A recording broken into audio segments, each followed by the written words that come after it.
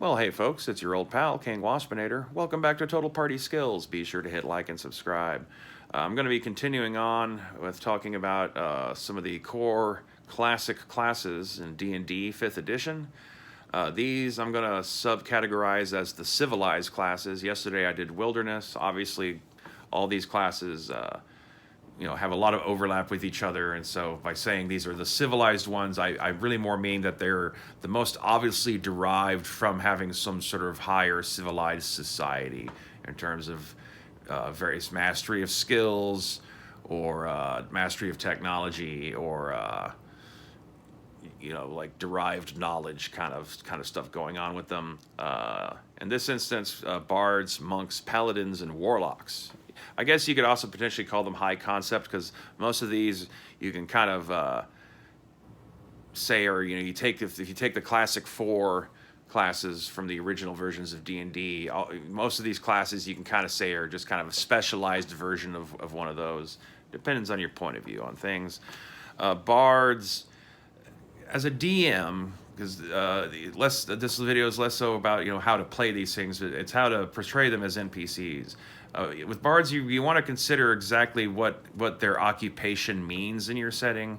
Are they just wandering musicians, and is there a bard in every tavern kind of a thing? Are there any famous bards in the setting, in the way kind of like famous musicians are in the real world, kind of an analog kind of thing? Do bards form bands together, or are bards kind of scattered, wandering, leaf-in-the-wind troubadours, wandering from place to place, who occasionally just get into jam sessions with local artists? Are they invested? Are they a part of some sort of secret elite order of musicians and craftsmen?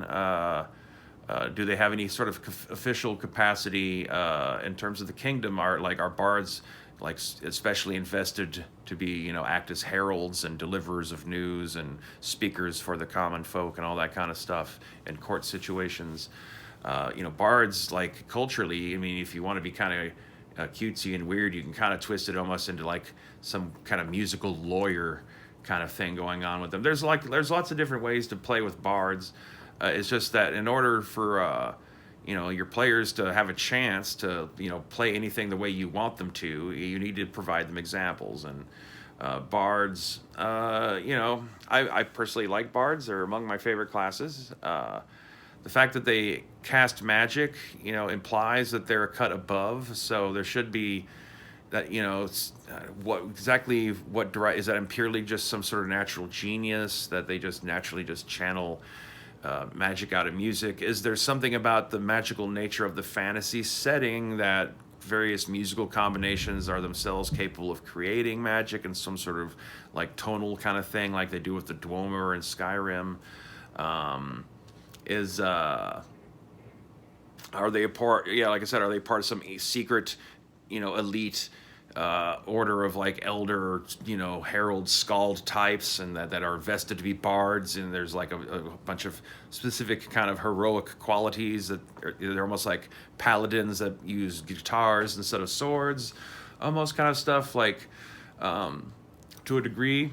With all classes, you can allow yourself, if you're not really sure what you want to do with this, to kind of allow also what the player wants to play their bard or any other class as a way to figure out exactly how to portray them in your setting if you haven't really had any thought about that ahead of time, or they've made their character entirely independent of your input, which generally is also another thing. If you have the time, sit there and actually make their character with them. That way you can have feedback onto what kind of backstory details they're giving their character. You can give them suggestions, or it gives you plenty of forewarning that they're wanting and having certain expectations out of whatever the game experience is going to be in terms of what kind of stuff they're wanting to put in their backstory.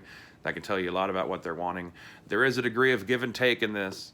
The Dungeon Master is the ultimate arbiter, and ultimately we have to have final approval on everything that we portray, because we have to be able to portray it in a semi-plausible fashion. Otherwise, the players don't buy in to what's going on at all, and the game kind of falls flat. So, there's limits to how much, you should play along to player suggestions, but at the same time, you shouldn't lock yourself out from entirely. Sometimes they might give you, an idea that's better than what you might have had in mind. But as an occupation, it is helpful, like to kind of determine ahead of time exactly what do bards do in society. How special are they? I guess is really the kind of maybe the crux there to go with them. Monks are, they take a little thought. Because the name monk, there's a religious association that goes with that. But D&D's monks are not your Western European monastic, making hand-done copies of Bibles kind of monks. These are very much the, Hong Kong Shaolin movie kind of stereotype that was popular in, the 60s, 70s, and 80s. So around the time all this stuff was, being come up with, the idea that someone wanted to like throw a Kwai Chang Kang kind of characters into the middle of all this is like not unnatural, and it does in a weird way fit, surprisingly, despite the fact that so much of the rest of D&D it isn't really necessarily framed through like Eastern mythology to the same degree. And so there are times where narratively, depending on what kind of setting you're doing, they can stick out a little bit like a sore thumb. And in 5th edition, they're pulled even further away in some ways from like religious connections, kind of much similar to how Paladins were done in this current version of D&D. And so you have to ask yourself, like, okay, if they're not necessarily directly associated with the same cults that druids and clerics are operating with, then why exactly are there monasteries? Who's financing this? Just as much as, like, as I was talking with yesterday with druids, if they're not incorporated into the dominant religious hierarchy as being, like, you have, your pope, your bishops, and all that, and in the D&D you have, clerics, and then paladins, and then druids, and then warlocks, and then so on and so forth. Like, where do monks fit into that? And why are they training monks to, be masters of hand-to-hand combat? You kind of, like, you need to figure that out, because if anyone's going to play a monk, they're going to have learned how to be a monk somewhere. And so somewhere in your setting, there's got to be at least one monastery that they have come from and learned at. And so why is that there, and who is it connected to? Who's paying for all these people to, live out there in a little fort out in the middle of nowhere? So, like, as with druids, if they're not incorporated into the dominant religious structure, or if the cult of Bahamut not only has knights of Bahamut who serve as paladins, but they also have a monks of Bahamut.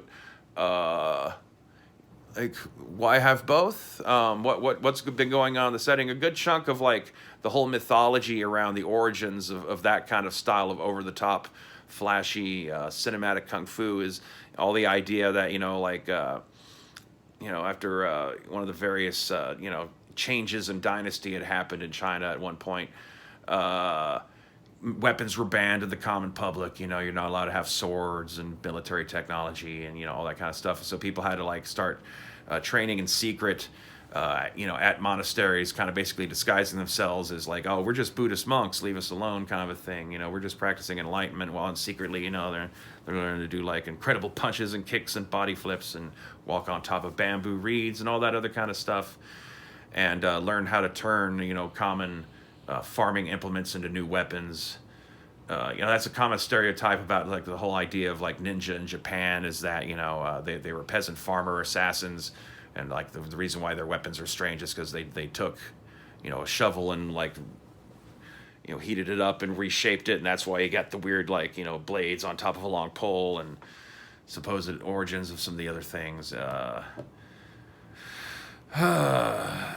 You have to, like, so why is that needed in your setting? If that's, the kind of common accepted narrative of what gives rise to a bunch of, enlightened religious, well-balanced, non-confrontational people who also can secretly kick a lot of ass. And I'm saying all this under the caveat that monk's probably my favorite class. If you like a vibe of where, you know, your style of play is that you like largely sit back and try to listen a lot, and then you suggest a plan that absolutely nobody else at the table wants to go along with, and so you stay quiet and you go along with the stuff they want to do, and then in the middle of the fight, stuff gets bad. You're trying to not get into a combat, and then suddenly when you do get into a fight, you suddenly kick everything's butt.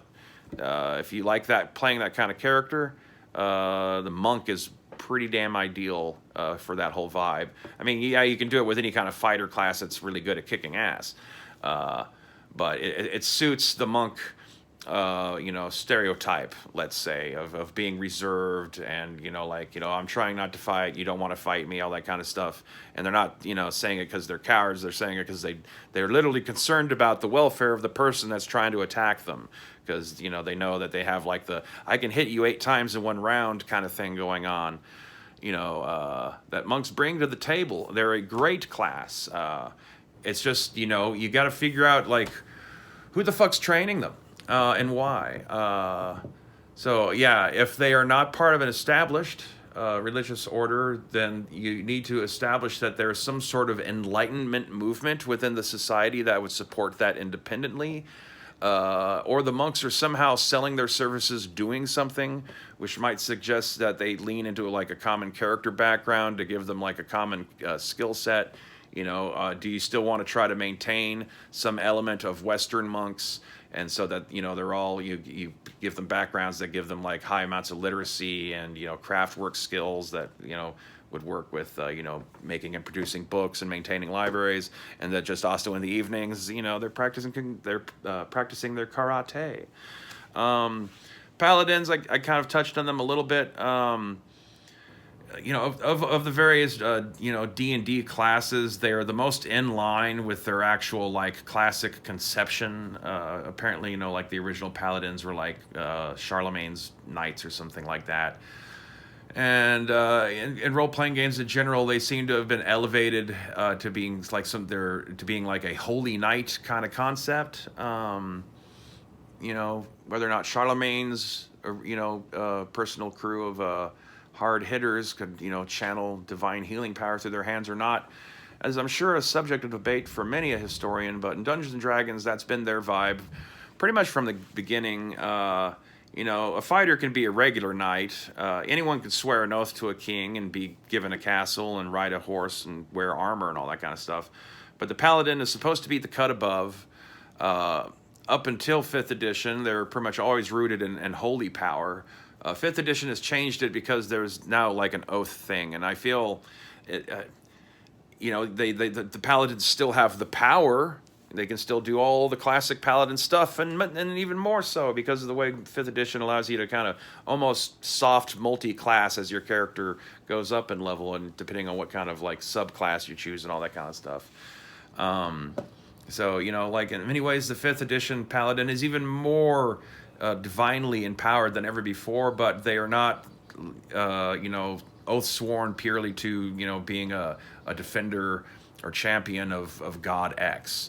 I you know, I don't know if anyone could swear an oath to themselves or to a king. That's basically just what, you know, like the romantic Lancelot version of a knight would be, if you're looking for like an Arthurian kind of vibe with your D&D world. And so you can pull that off with a fighter. Hell, like anyone can be knighted nowadays. I mean, just look at Tony Blair. So I don't know. Like, I still feel like Paladins kind of should retain that they are actually still functionally some part of like your you know, your rigid overall theocratic structure that you got going on in your setting.